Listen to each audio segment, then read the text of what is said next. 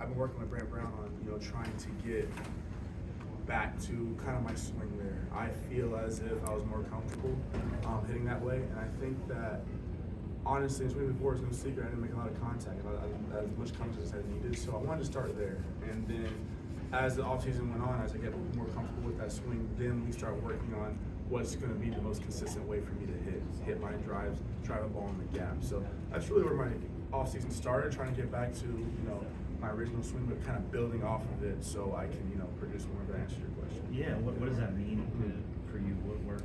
What are some of the details of what you did?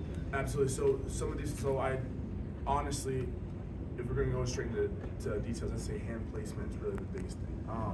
What he told me, he got it and he told me, and I thought it was a great idea. I was trying to fix it earlier on, and he kind of helped me with was my hands were too far back to start. And what I mean by that, I guess if I could show you, if you look at the video, my hands are here, and I can't really fire from there and get a consistent, swing path like that.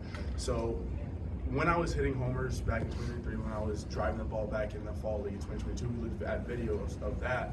My hands were actually closer to my body, and I got to a fire position a lot closer to my body. And I think that was really the key on how I made more contact, how I, and that was actually the goal early on in the season. So we started with that. We started with the hands. How am I going to get my hands to a consistent placement? How am I going to fire from there every single time? So he was in the cage with me for a few days. He sat, and watched all my swings side by side. He let me know when I was creeping back and getting into my old habits that I had in 2024.